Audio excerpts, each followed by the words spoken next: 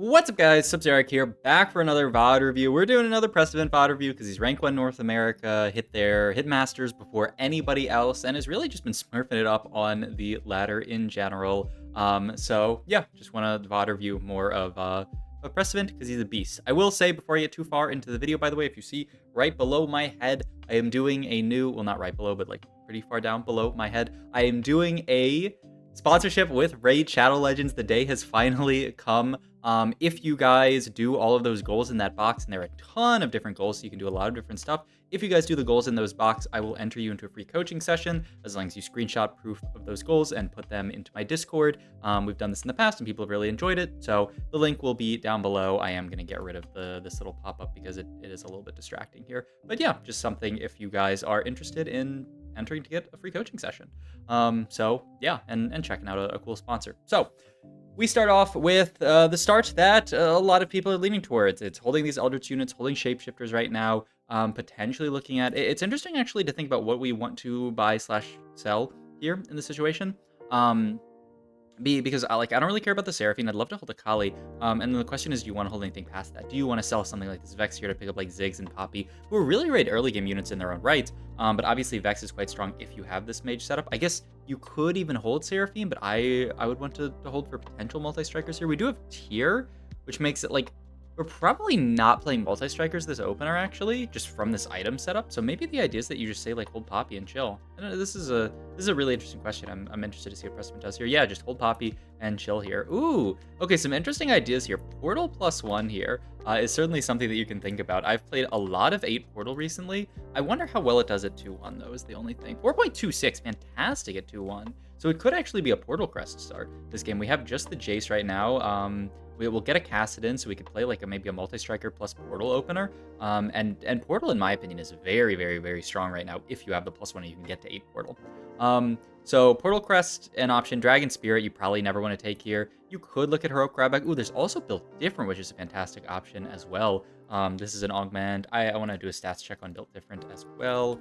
Built Diff 4.08. Holy, that is yeah. I mean, I think then it's just Built Diff in this situation. We don't have the best opener for it, but we could live with it. Clear Mind is fine. It's an okay econ augment, 4.63. Yeah, it's not amazing. I would certainly lean towards Built Different here, I would say. Crown Guarded, yeah, not really interested in... Wow! Whoa, whoa, whoa, whoa, whoa! That's really interesting pick from Prestivent here. He's going to go for the Clear Mind here. We have to figure out what board we're playing. We do have 3 Portal here. I imagine that's what we're going to play. We could also potentially... We can't play 3 Mage now. So I would just play Galio Cassidin plus the Jace here and play 3 Portal here. I think that would be my opener for sure. Yep, looks good. But wow, I'm blown away by the fact that he takes Clear Mind there. I mean, he does have this golden duplicator, so maybe Prestivent's idea, and this tier, and so maybe his idea is like we can just hard force Karma from this position. It's the best level 8 comp in the game, and Clear Mind plus the duplicator is going to allow us to get to level 8 with way more gold and way more resources than everyone else, and then we can just, you know, have a really, really straightforward game from that spot. I mean, I think that must be what he's thinking here. A bunch of pairs here. I think Cassidin pair is more relevant. You could also just hold nothing. Yeah, I like this the best, actually. Make 10. Just don't hold any of your pairs. You can sort of hold the pairs on board with Clear Mind, but I think this is better. We still get to make 10, and we get to hold the Shapeshifter, which is quite nice. A little bit unfortunate that we're kind of playing towards Lost Streak here with Clear Mind, and there is a person who is Fortune Favors the Bold who is just full open, which makes sense, though. I mean, honestly, this fight doesn't look bad. Even with no slams, no Comet Augment, we kind of stomp through this board. They're big gains Syndra, so I guess they don't have the strongest opener either. But wow, I mean, sure, we'll take a free win there, I would say, especially because we know we're losing it. And yeah, I like this. It's only 4 XP to level here because of the Clear Mind here, so might as well level, just get the Vanguard in here, and hey, maybe we can keep a little bit of a streak. The question is just what do we make items-wise? And I mean, hopefully, I would think we're getting a tier off Carousel. That's kind of the big thing, is that, like, when we're playing around what is, in my opinion, going to be a Karma game, but we'll see. Maybe it'll change with the way the rest of the game goes. You really, really do want to get to a blue buff if you can, but the problem is blue buff is so hard to make. Bow can be Nashers. It can be red buff. I think red buff's actually better than Nashers. Okay, the tier is coming towards our side here, so if we can get tier here, we'll be very happy. And yep, there's the tier from Prestivent. So once again, I think once we slam blue buff here, we're really quite committed to Karma. You could theoretically play like a Vagar game, but with Clear Mind, that's never happening. So this is going to be another VOD where, you know, I don't think Prestivent is going to play any comp this game. Would you Wow, you do buy that. Okay, we're gonna buy that and then get Eldritch in here. Wow, it's really expensive. Um, but I mean, hey, maybe we just blue buff here and yeah, we just go for that. Okay, I mean, sure, why not? We do also get the 2 gold from the item Slam Galaxy, which I already forgot about because I always forget about that one. I need to. I've said it a million times. I need like a post-it note to put on my monitor anytime we're in that portal. But yeah, like the blue buff. I mean, it makes a decent amount of sense. Yeah, we can get a slightly better Eldritch in here. We can get Warrior in here, and our board's actually not looking bad. So Prestivent pays a little bit of a gold price here to make his board dramatically stronger.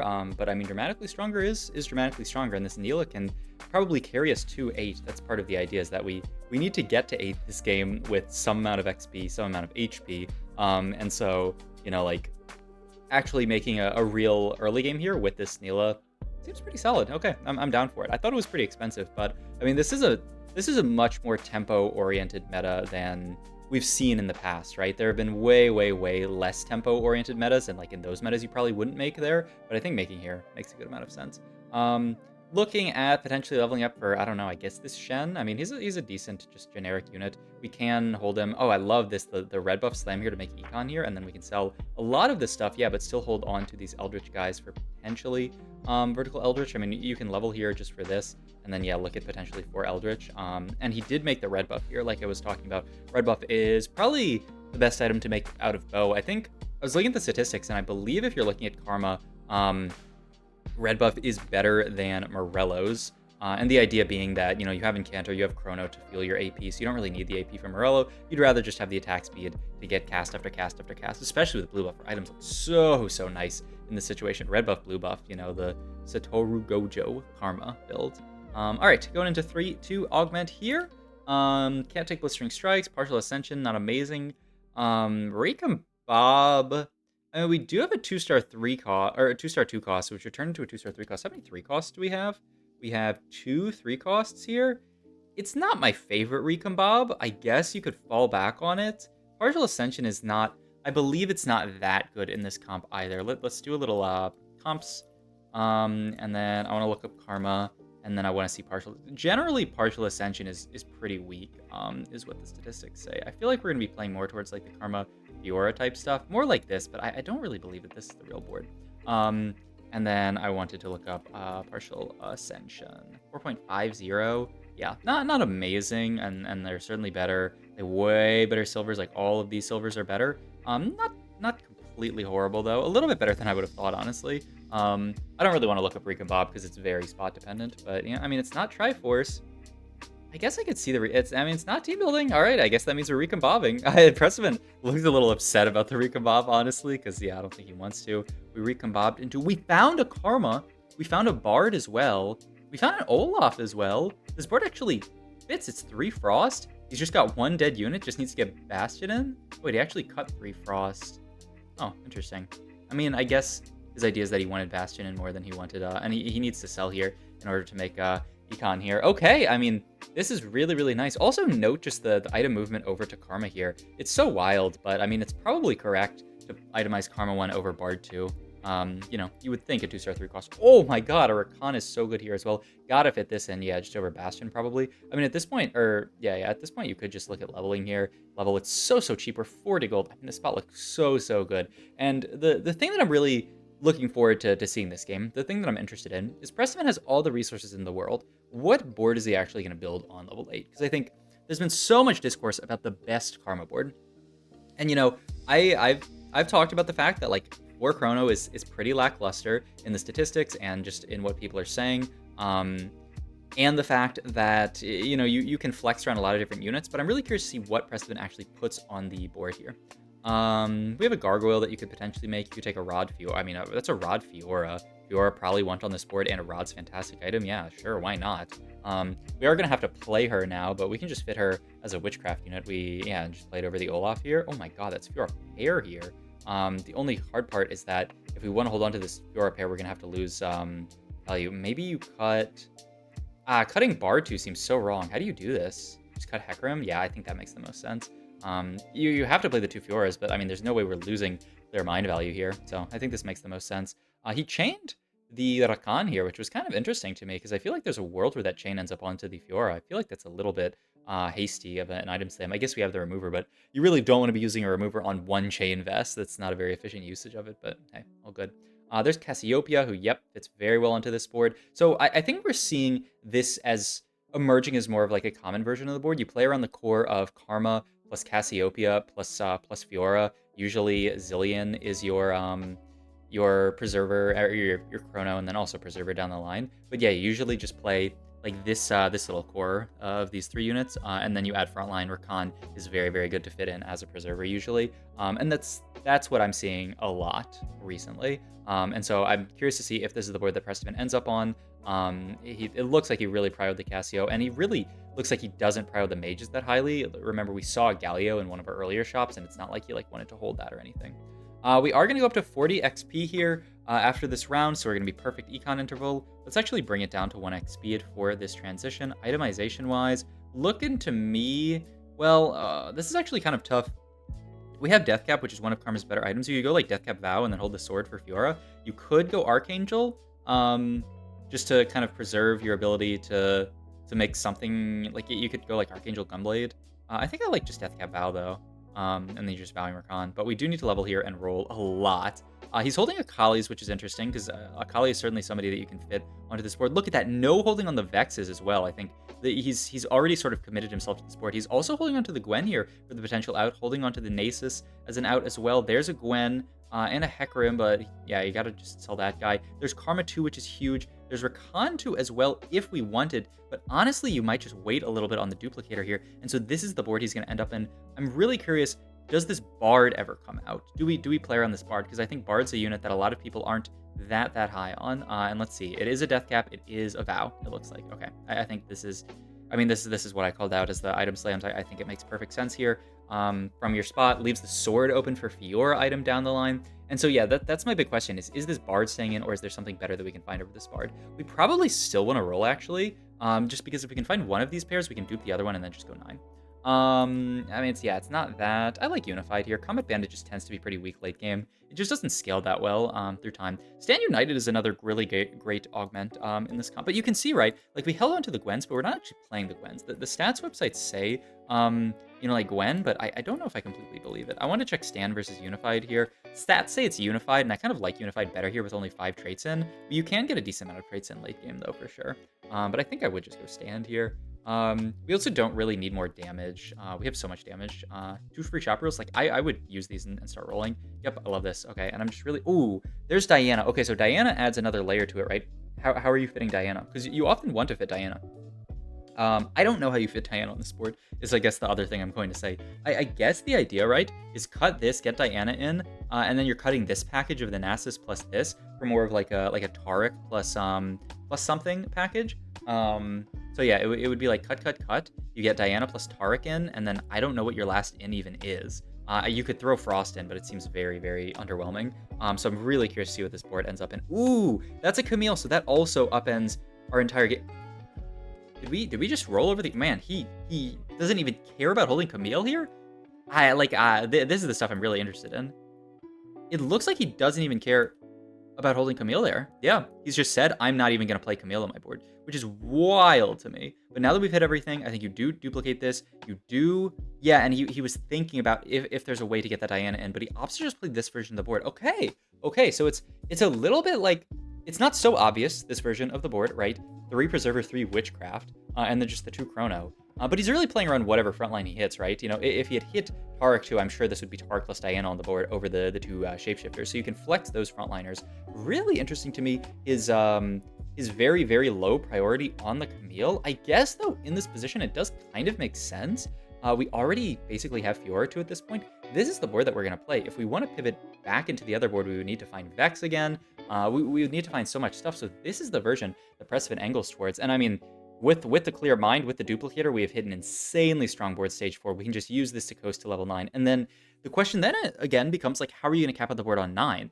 I assume this Bard's going to come out eventually, but we'll see. Bard is a preserver. He is damage amp for your entire team. I was always a Bard believer, but so many people, I think, have become Bard haters with time. With Sword open here, Edge of Night looks like an option. IE is another option. Is it really IE? Okay, I was gonna say, I feel like it is Edge of Night here, not IE, but it almost looked like he was going for that IE there, which statistically is not that bad. There's a Camille, but we can just say, it's fine. It was the same Camille. Ooh, he's looking at not slamming Edge of Night until he sees the fight. Um, I think you would probably slam Edge of Night here if it does make a fight diff. But I think his idea here is like, I would rather go like BT plus something else if I had the option. And wow, yeah, he's not even gonna slam here. We're fighting a Vhagar board. The Vhagar doesn't really have items, so I think his idea is that we can just win this fight pretty handedly without slamming the sword, which, I mean, good fight evaluation from Prestivent here. We're also fighting pretty bad augments on the other side. The Declaw augment, the Pandora. I mean, Pandora's Bench is a great augment. It's just not combat whatsoever. There's another Nasus. I fully expect to see Prestivent not hold this, with the idea being that we're actually going to get out of the Nasus later, but we'll see. It does look like we're not going to. I mean, you also, of course, are paying the penalty, right? Like, if you hold this, it means you really, really want to hold this, because you lose econ, you lose clear mind value. Now, if he really rated Nasus highly, maybe you would hold this, but I think in his position, especially with the Rakan 2, there's no way we're holding this. I kind of wish he didn't have clear mind so I could see if he was interested in holding this, even with, just like, is holding that worth 1 gold to him there? Because we don't really get to see that there. It's going to be interval next round, right? 24 out of 76, 52, yeah, is interval.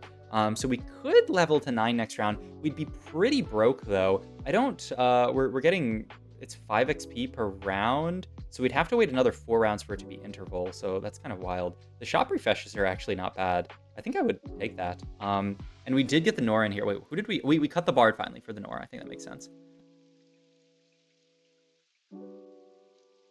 Sorry, had a cough there. Sterax, so yeah, looking like you really proud the Sterax. And then at this point, do you want Fiora or Rakan item? I guess is the question. I actually don't know.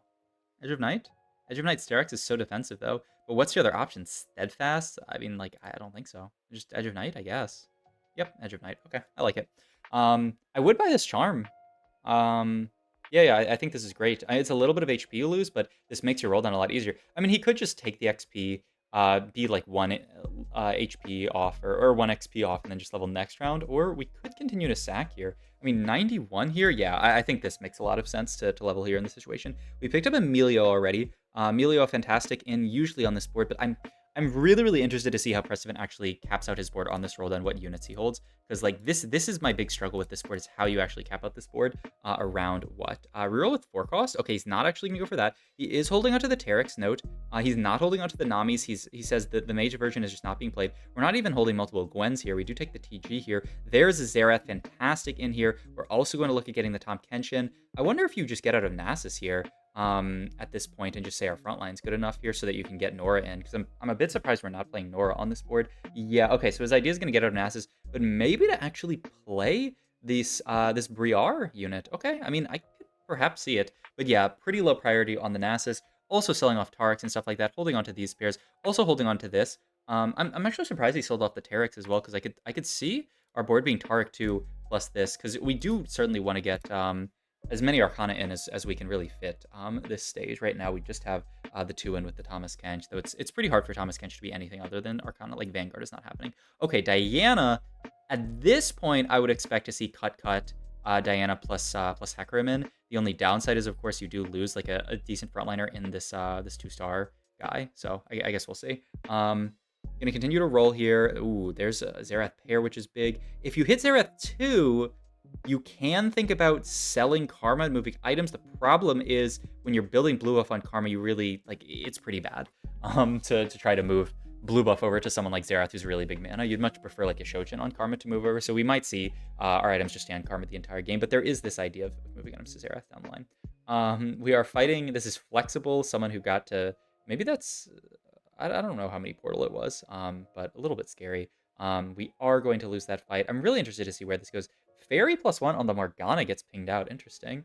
Maybe it's someone's looking for 9 Fairy this game. There's a Witchcraft spat, but like we don't really... I mean, actually, we do have a remover. We're just going to go for the Static Shiv here to guarantee Shred, because we still don't have that, which is wild. There's another Nora, another Diana. There's Diana 2. Okay, now it's got to come in. Also, this is one of the best charms in the game, in my opinion. So the only problem is it decreases your charm.